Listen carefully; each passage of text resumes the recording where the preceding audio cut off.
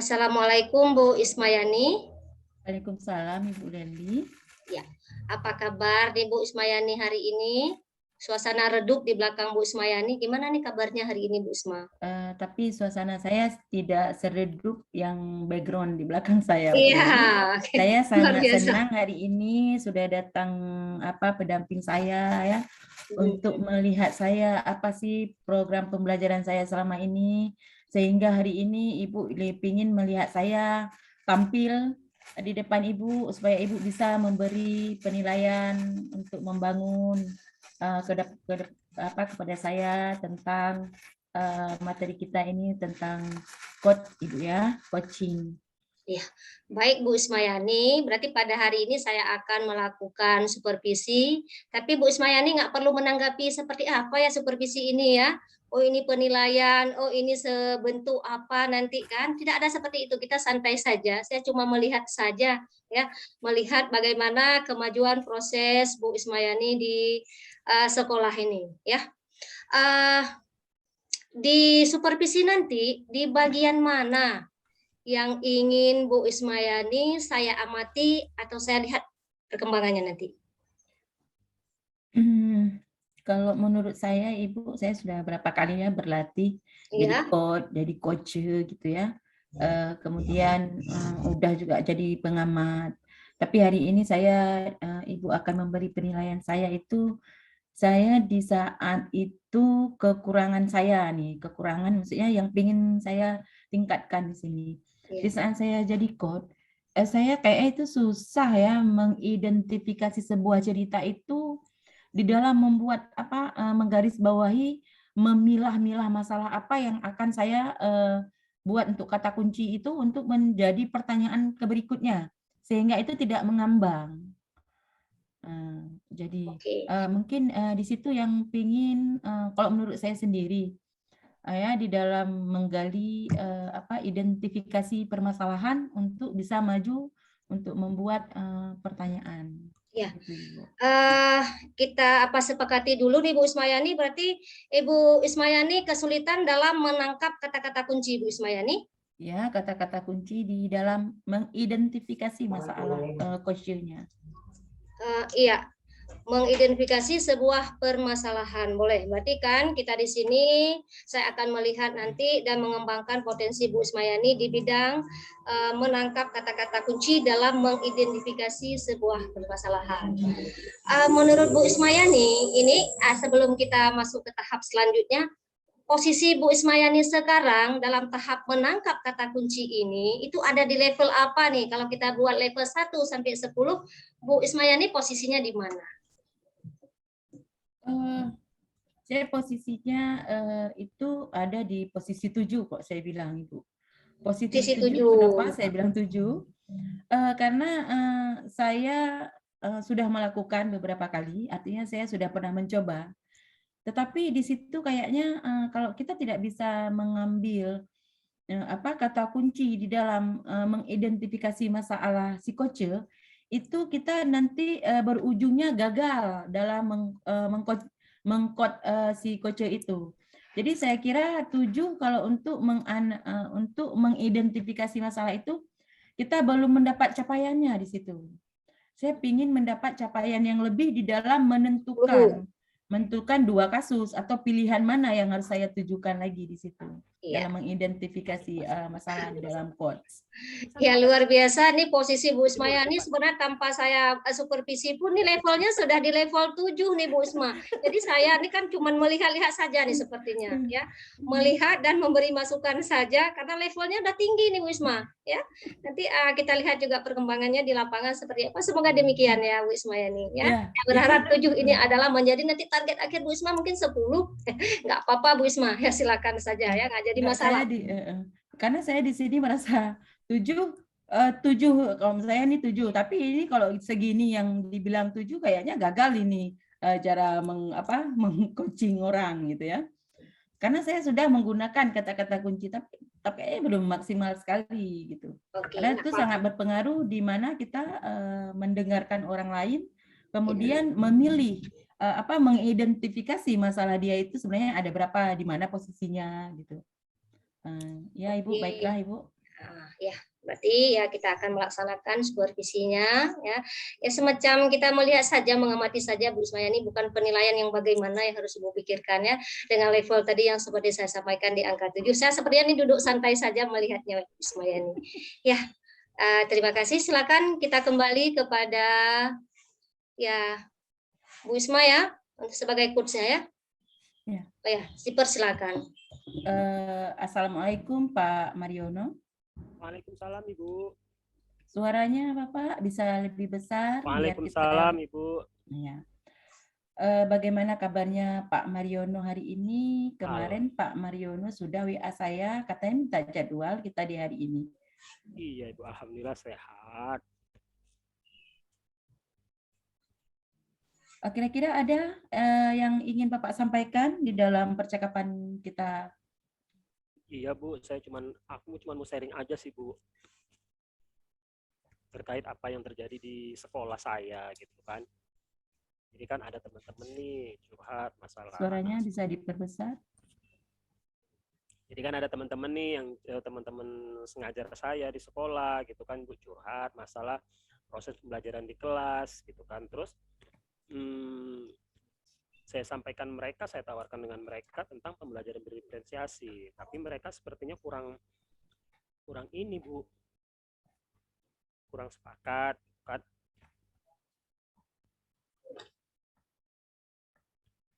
Karena menurut mereka pembelajaran diferensiasi itu, kata mereka, ada yang bilang mana bisa kayak gitu, itu namanya nggak adil, katanya gitu.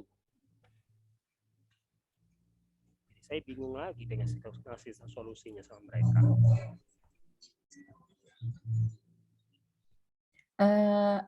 Pak Mariono, dari saya tangkap pembicaraan kita hari ini, Pak Mariono ingin membuat satu topik pembicaraan kita di sini tentangnya kurangnya sepakat guru-guru dalam melaksanakan RPP berdiferensiasi.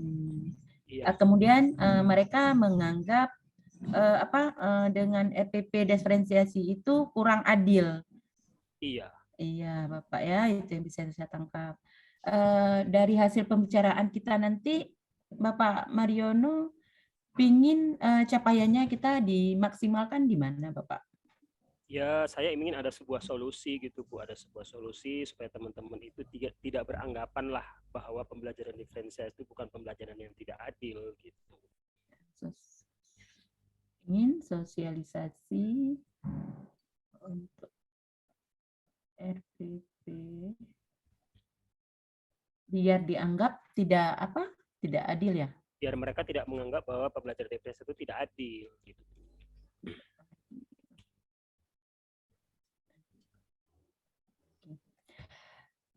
Dari keinginan Bapak di sini ya, Bapak ada masalah ya, pertamanya masalah dengan guru-guru di sekolah Bapak itu mereka tidak bisa menerima RPP dan Bapak di sini susah untuk membuat kesepakatan dengan guru untuk menjalankan RPP dikarenakan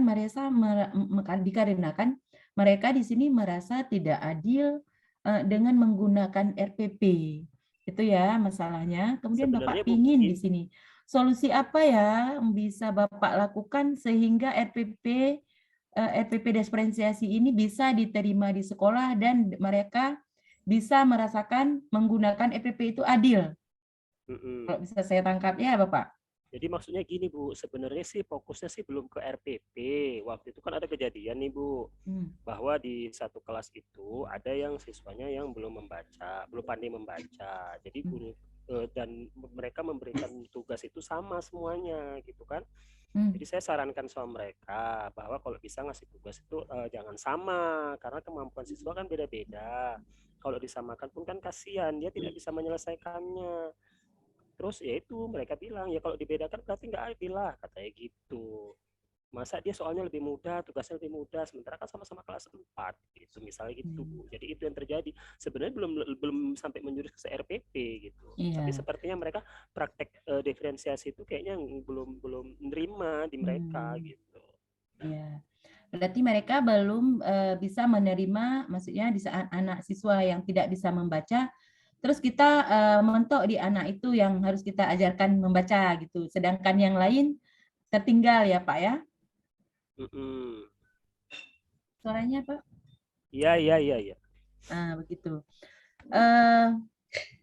Di sini saya bisa menanggapi ya, maksudnya mereka kalau melakukan di sini berarti kita bisa ambil kesimpulan guru-guru ibu di sini, guru-guru bapak di sini apabila dia melakukan secara diferensiasi, misal contohnya tadi anak membaca, berarti ya fokusnya anak itu tidak bisa membaca. Jadi kalau mereka ambil dengan proses diferensiasi, anak yang lain akan tertinggal, ya kan Pak? Iya Bu. Sudahkah Bapak di sini melakukan upaya ke guru-guru tersebut bagaimana melakukan proses diferensiasi supaya anak itu tidak ada yang tertinggal di dalam kelas? Upaya Gimana, apa Bu? yang sudah Bapak lakukan ke guru-guru di sekolah? Ya sejauh ini paling sebatas ini Bu, sebatas apa namanya, pengetahuan tentang diferensiasi itu saya share di grup-grup itu aja Bu. Bapak sudah di sini Bapak sudah melakukan sosialisasinya dengan melakukan lewat WA ya Pak ya? Iya. Sudah ada beberapa guru misalnya mereka memberi tanggapannya seperti apa? Nggak respon Bu, karena mereka mungkin sesuatu yang baru sih bagi mereka. Mereka tidak merespon ya? Maksudnya yang mereka beli feedback ke Bapak, mereka tidak merespon? Tidak. Tentang WA, sosialisasi, tentang bagaimana pembelajaran diferensiasi ya Bapak ya? Iya. Itu langkah pertama ya yang sudah Bapak lakukan? Iya Ibu. Ada Bapak selain itu upaya apa lagi yang Bapak lakukan selain lewat WA? Karena kan kalau lewat WA mereka anggap sebuah iklan mungkin ya Bapak ya. Ada upaya yang lain yang ingin Bapak lakukan selain dari WA itu? Karena WA itu kan Bapak sudah mentok, mereka tidak melakukan feedback ke Bapak. Iya. Jadi kan Bu, karena mereka kurang respon ya, jadi saya ya apa ya, yang saya lakukan itu ya saya mempraktekkan diferensiasi untuk kelas saya aja ketika proses saya mengajar gitu, dengan berharap mereka mungkin bisa melihat atau apa gitu kan dari proses tersebut, sehingga ternyata oh ini toh yang diferensiasi namanya gitu. Bisa saya tangkap dari Bapak menjawab upaya Bapak yang lakukan, Bapak melakukannya itu di kelas. Kemudian mereka bisa melihat upaya apa yang Bapak buat lagi, maksudnya apa Bapak tampilkan lagi sehingga mereka bisa melihat apakah setiap Bapak mengajar semua guru itu datang ke kelas Bapak, jadi prosesnya pembelajaran di kelas Bapak gitu. Iya Bu. Ya.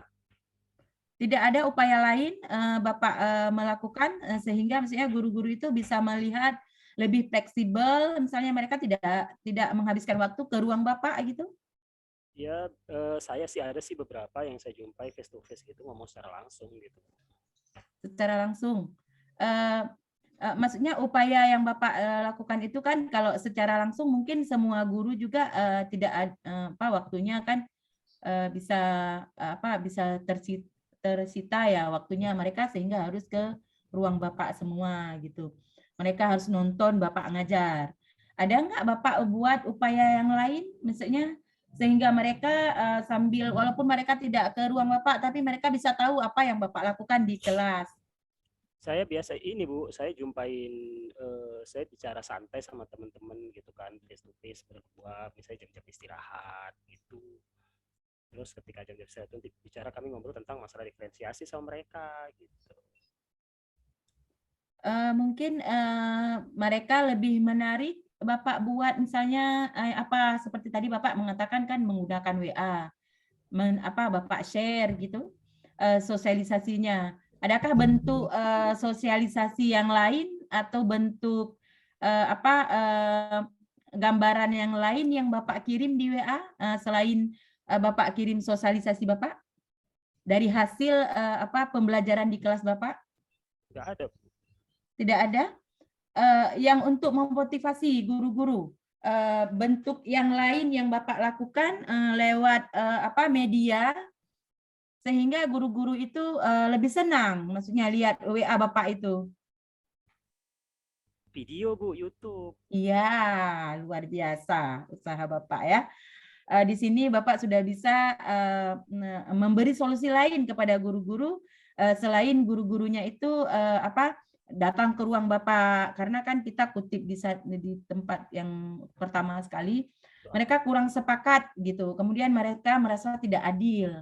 Artinya di situ Bapak nanti bisa menampilkan video-video Bapak, gimana Bapak menyampaikan diferensiasi itu secara merata ke siswa, sehingga nanti guru-gurunya mungkin bisa bisa Bapak sampaikan itu di situ solusi Bapak bagaimana RPP itu dijalankan secara adil gitu. Gimana Bapak solusi yang udah Bapak tampilkan itu tadi dengan pembelajaran Bapak sendiri di kelas, kemudian Bapak mengirim sosialisasi di WA, kemudian ada juga video yang Bapak tampilkan lewat WA. Di antara pilihan Bapak bertiga itu yang lebih kuat untuk untuk mereka terima, kira-kira yang mana Bapak?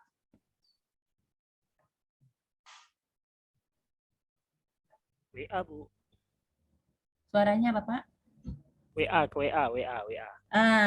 WA yang lebih cepat mereka respon. WA itu yang isinya apa itu, file atau video gitu? Video. Video. Jadi di dalam video, kenapa guru-guru Bapak itu kalau video itu yang lebih mereka sukai? Apa yang Bapak tampilkan di situ? Sejenis apa konten yang Bapak tampilkan di situ sehingga guru-gurunya itu semangat di videonya Bapak? Video pembelajaran video pembelajaran Bu. Video pembelajaran aksi nyata ada. Video pembelajaran aksi nyata. Nah, di pembelajaran aksi nyata mungkin mereka lebih suka ya, lebih kena gitu ya, lebih menarik karena sebuah video. Ada lagi konten yang selain aksi nyata yang Bapak tampilkan untuk guru-guru Bapak itu supaya mereka lebih semangat lagi? Ada Bu, video-video pembelajaran tentang diferensiasi gitu dari link-link yang berbeda gitu. Oke, berarti Bapak di sini sudah bisa ya Bapak rencanakan program Bapak di sini dan Bapak sudah mengungkapkan aksi nyata yang Bapak lakukan itu, pilihan untuk guru-guru Bapak itu sesuai zaman anak sekarang, mereka itu lebih suka di penampilan video, walaupun video yang Bapak tampilkan itu bukan karya Bapak, dari link-link yang lain. Bagaimana permasalahan Bapak pada hari ini setelah berdialog dengan saya? Apa yang Bapak rasakan sekarang? Alhamdulillah Bu, senang. Setidaknya saya termotivasi untuk mencari lagi video-video yang relevan terhadap pembelajaran diferensiasi di YouTube Bu. Baiklah Bapak, setelah ini ada lagi yang ingin Bapak sampaikan? Tidak ada Bu. Tidak ada. Mungkin terima kasih Bapak sudah bisa menyimpulkan. Makanya solusi yang terbaik buat guru-guru Bapak itu untuk mau menerima sesuatu perubahan di sekolah itu dengan IT ya Bapak ya. Terima kasih. Terima kasih Bu atas waktunya. Terima kasih atas dialog kita hari ini. Saya ucapkan Assalamualaikum warahmatullahi wabarakatuh. Waalaikumsalam warahmatullahi wabarakatuh. Makasih Bu Isma, makasih Pak Mariono sudah melakukan proses coaching pada hari ini. Nah, saya di sini ingin mendengarkan nih ya dari Pak Mariono dulu nih sebagai coachingnya ya. Bagaimana perasaan Pak Mariono nih ketika di-coaching oleh Bu Isma pada hari ini, Bapak? Perasaan saya ya Bu? Iya, perasaan Pak Mariono bagaimana hari ini? Perasaan saya senang Bu, alhamdulillah. Ada teman diskusi, ada teman sharing, berbagi gitu Bu. Jadi nggak merasa sendiri. Iya, Pak Mariono merasa senang pada hari ini ketika melakukan proses coaching dengan Bu Isma. Oke, Bu Isma, ya. Gimana perasaan Bu Isma ketika melakukan proses coaching dengan Pak Mariono, ya? Bagaimana nih perasaan Bu Isma? Saya ingin dengarkan nih. Saya perasaannya ini senang ini karena saya mengeluarkan keringat. Jadi saya di sini betul-betul bisa fokus di mana kendala saya tadi dengan yang ingin saya capai dengan Ibu Leli itu masalah mengidentifikasi. Tapi saya di sini merasa saya semakin bisa mengecilkan poin-poin yang akan saya bertanya untuk Pak Mario. Apakah Ibu merasakan itu? Itu saja, Ibu. Menurut Bu Isma, kenapa bisa Bu Isma berpikiran seperti itu nih? Karena saya rupanya kan untuk mengidentifikasi itu, saya benar-benar harus mendengarkan Pak Mariono di sini. Iya. Kemudian harus betul-betul saya memilah kalimat-kalimat Pak Mariono yang akan saya munculkan di sini. Sehingga saya betul-betul terkuras ini Pak Ibu keringat saya ini betul-betul saya berarti kita harus hadir sepenuhnya di sini bisa menggali tentang permasalahan apa sehingga di dalam kita bertanya itu tidak lari dari keinginan si coach tersebut. Ya, luar biasa ya.